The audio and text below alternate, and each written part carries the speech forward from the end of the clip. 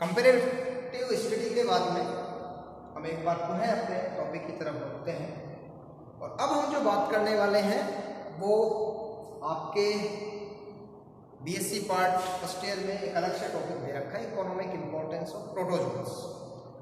तो इस economic importance of protozoans में हम विभिन्न व्याधियों के बारे में बात करने वाले हैं कि इनसे प्राणियों में कौन कौन सी व्याधियां, बीमारियां, डिजीज उत्पन्न होती हैं, इनके वाहक कौन कौन से हैं।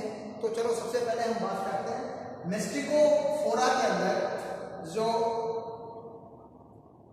एनिमल्स आते हैं उसे कौन कौन सी आपको व्याधि। सबसे पहले हम बात करें युग्लिना। युग्लिना को हम तभी बात की जंतु व पादपों के बीच की योजक कड़ी कहते हैं। क्यों? क्योंकि इसके अंदर क्लोरोफिल पाया जाता है। तो इस क्लोरोफिल के पाए जाने के कारण हम इसको क्या कहते हैं?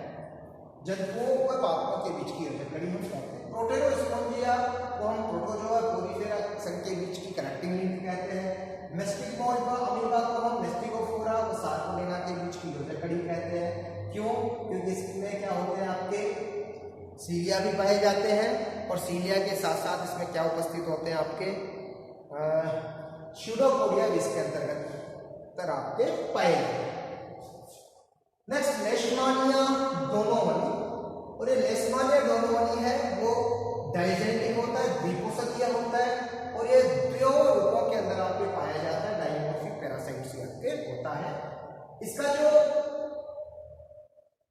इसके कारण जो बीमारी होती है मनुष्य में, उस बीमारी को हम काला अजार के नाम से जानते हैं। और ये काला अजार का जो वेक्टर होता है वो वेक्टर कौन सा होता है? रेत मक्खी होती है, इसको सैंड फ्लाई हम कहते हैं।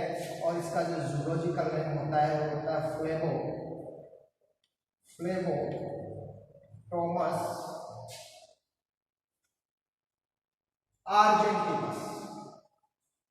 फ्लेबोटोमस आर्जेंटिकस वाहक से ये बीमारी मनुष्यों के अंदर फैलती है। तो दो इसके पोषक है, वाहक की दो पोषक है, एक मनुष्य और एक sand fly.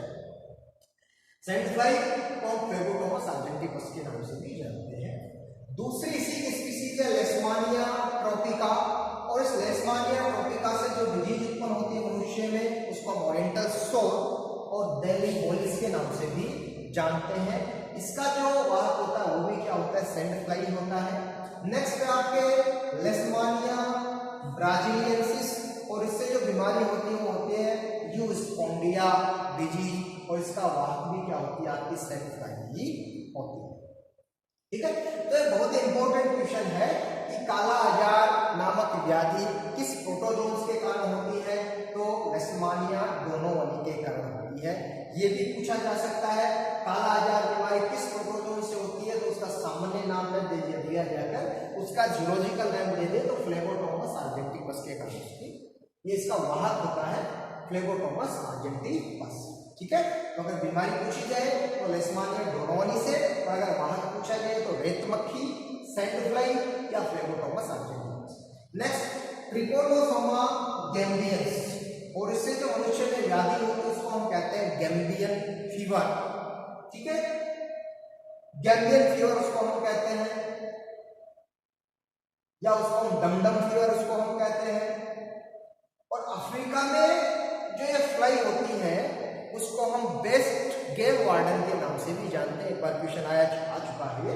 Best game of warden के नाम से किसे जाना जाता है? तो ट्रिपोनोसोमा गैम्बियंस को, इस बीमारी को जानते हैं। ये भी डाइजेनेटिक पैरासाइट्स होता है। इसका रोगजनक तो हो गया इस बीमारी का डमडम फीवर का ट्रिपोनोसोमा गैम्बियंस, लेकिन जो इसका वाहक होती है वो एक मक्खी होती है, इसको हम सीसी मक्खी के नाम से जानते हैं। और इस सीसी मक्खी का जो जूलॉजिकल नेम होता है वो होता है ग्लोसिना पेलपेलिस। ठीक है, एक और इंपॉर्टेंट क्वेश्चन आपके यहां बनता है कि जो डमडम फीवर है वो डमडम फीवर किसके माध्यम से है? जो गैम्बियन फीवर है उसका रोगजनक कौन सा है? ट्रिपोनोसोमा गैम्बियंस। वाहक कौन सा? उसका सीसी मक्खी या ग्लोसिना पेलपेलिस उसका वाहक होती है। नेक्स्ट ये पॉलीमॉर्फिक पैरासाइट्स है, परजीवी तो है लेकिन इसके 4 रूप क्या होते हैं? पाए जाते हैं। इसका इसको हम क्या कहते हैं? पॉलीमॉर्फिक पैरासाइट्स इसको कहते हैं। इससे जो बीमारी होती है उसको हम दूसरा नाम भी देते हैं अफ्रीकन स्लीपिंग सिकनेस, अफ्रीकी निद्रालु व्याधि, अफ्रीकन निद्रालु व्याधि भी इसको हम कहते हैं। नेक्स्ट स्पीसीज है ट्रिपेनोसोमा क्रूज़ाई, और ट्रिपेनोसोमा क्रूज़ाई से जो बीमारी होती है उसको हम चागास बीमारी के नाम से जानते हैं, और इसका दूसरा नाम है अमेरिकन निद्रालु व्याधि के नाम से भी हम इसको जानते हैं। लेकिन इसका जो वाहक होता है वह क्या होता है, बग होती है, खटमल होता है। ठीक है, तो ट्रिपेनोसोमा क्रूज़ाई से होने वाली व्याधि चागास बीमारी, इसका दूसरा नाम अमेरिकन निद्रालु व्याधि, और इसका जो वाहक होता है वो कौन होता है, बग होता है। Next trichomonas vaginalis.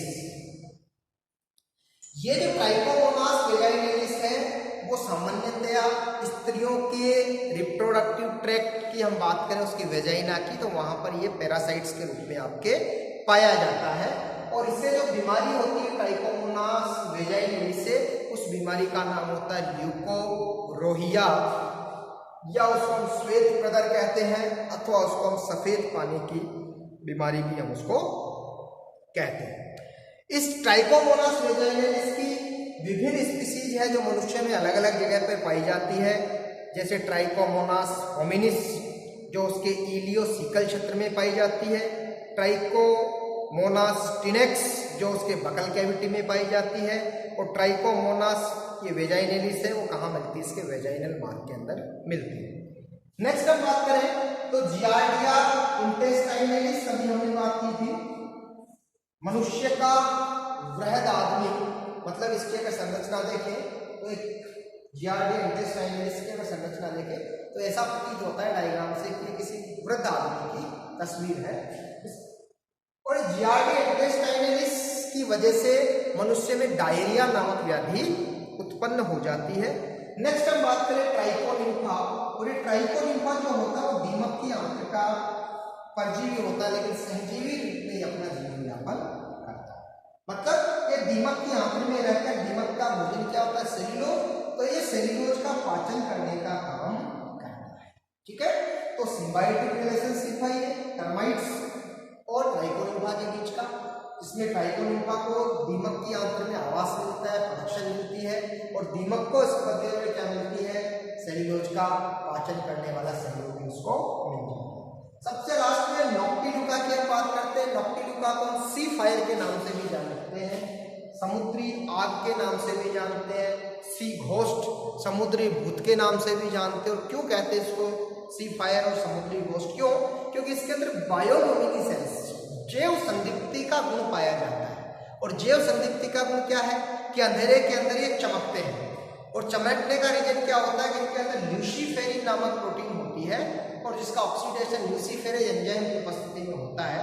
तो जब ये ऑक्सीडेशन होता है तो इसके फलस्वरूप जो उत्पन्न ऊर्जा होती है प्रकाश के रूप में क्या होती है, उत्सर्जित होती है। तो इस कारण ये रात्रि में हमें समुद्र के अंदर चमकते हुए दिखाई देते हैं, जैसे हमारे फायर फ्लाई जुगनू चमकते हुए दिखाई देते हैं। इस कारण इनको हम क्या कहते हैं, समुद्री भूत के नाम से भी हम इनको जानते हैं। नेक्स्ट हम बात करें कि सार्कोडिना की अगर क्लास की बात करें तो सार्कोडिना के अंदर आपके अमोइबा आते हैं, फिलोमिक्स अमोइबा आता है आपका, एंट अमोइबा हिस्टोलाइटिका आता है जो पैरासाइट्स रूप में मिलता है आपके, और इसी तरह एंट अमोइबा जिंजीवेलिस जो आपके दांतों और मसूड़ों का परजीवी होता है। इनसे भी मनुष्य के अंदर क्या होती है, व्याधियां उत्पन्न होती है। जैसे एंटामोइबा हिस्टोलाइटिका की बात करें तो एंटामोइबा जो हिस्टोलाइटिका है वो ह्यूमन मनुष्य की कोलन का क्या होता है, परजीवी होता है, और ये दो रूपों में पाए जाते हैं, एक मैग्नम और एक दूसरा होता है उसका माइन्यूटा। ठीक है, जो माइन्यूटा होती है वो नॉन पैथोजेनिक होती है, एरोगजेनक उसका रूप होता है, लेकिन जो मैग्नम होता है वो कैसा होता है, उसका रोगजनक रूप होता है। तो कोलोन का परजीवी होता है। अगर एंटामोइबा जिंजीवेलिस की भी बात की हमने कि मसूड़ों के अंदर क्या होता है, परजीवी के रूप में पाया जाता है, और इससे जो बीमारी होती है उस बीमारी को हम KTD किसिंग टीथ डिजीज के नाम से भी हम उसको जानते हैं। नेक्स्ट हम बात करें एक्टिनोफ्रिस की, और एक्टिनोफ्रिस भी सार्कोडिना में आता है। उसको हम क्या कहते हैं, आपके सन एनिमल क्यूल कहते हैं, सूर्य जंतु कहते हैं, या उसको हम हेलियोजोन्स भी हम उसको कहते हैं। ओपेलाइनेटा में जो आपके प्रतिनिधि जंतु आता है उसको हम ओपेलाइना को रखते हैं ओपेलाइनेटा में। और जो ओपेलाइना है वो मेंढक की आंत्र में परजीवी के रूप में पाया जाता है। जो ओपेलाइना होता है वो कहाँ मिलता है? मेंढक की आंत्र में परजीवी के रूप में पाया जाता है। अब अगर हम बात करें स्पोरोजोआ क्लास की, स्पोरोजोआ के अंतर्गत हम बात करें तो स्पोरोजोआ के अंदर आपके प्लाज्मोडियम आता है। और प्लाज्मोडियम से जो मनुष्य में व्याधि उत्पन्न होती है वो कौन सी उत्पन्न होती है? आपके मलेरिया। और ये भी क्या होता है? आपके डाइजेनेटिक होता है। और डाइजेनेटिक में इसमें एक पोषी होता है आपका मनुष्य और दूसरा पोषी होती मादा एनोफिलीज मच्छर होता है। इस प्लाज्मोडियम की भी विभिन्न विभिन्न स्पीशीज होती है। इसमें हम प्लाज्मोडियम फाल्सीफेरम को पढ़ते हैं, प्लाज्मोडियम वाइवेक्स को पढ़ते हैं, प्लाज्मोडियम मैलेरी को पढ़ते हैं और प्लाज्मोडियम ओवेल को हम पढ़ते हैं। और ये मनुष्य में अपना जो जीवन चक्र है वो दो जगहों पर अपना पूरा करता है। एक तो आरबीसी के अंदर और एक करता है आपके लीवर के अंदर, यकृत के अंदर ये अपना पूरा करता है। तो उसको हम कहते हैं इरिथ्रोसाइटिक साइकिल, जो आपके आरबीसी में पूरा करता है। और एक करता है आपके आरबीसी के बाद लीवर में, जिसको हम कहते हैं एक्सो इरिथ्रोसाइटिक साइकिल, हम इसको कहते हैं। मनुष्य के अंदर जो अपना ये जनन चक्र पूरा करता है वो उसके अंदर करता है आपका अलैंगिक जनन चक्र पूरा करता है। ठीक है। और मनुष्य क्या होता है? इसका प्राथमिक परपोषी होता है। ठीक है। जो इसका सेकेंडरी होस्ट होता है वो मादा एनोफिलीज मच्छर होता है। और मादा एनोफिलीज मच्छर की जो उसका गट है, उसकी आहार नाल है, वहां पर इसका लैंगिक चक्र पूरा होता है। ठीक है। तो ये हमने बात की प्लाज्मोडियम की। ठीक है। और प्लाज्मोडियम से जो मनुष्य में व्याधि उत्पन्न होती है उसको हम क्या कहते हैं? आपके मलेरिया कहते हैं। नेक्स्ट इसके अंदर आता है स्पोरोजोआ के अंदर आपके मोनोसिस्टिस।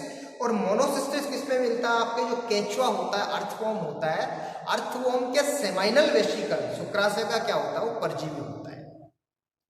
अर्थवॉर्म के सेमाइनल वेसिकल में वो परजीवी के रूप में आपके पाया जाता है। इसी तरह से हम बात करें इसके अंदर एक और प्रतिनिधि जंतु आता है आइमेरिया।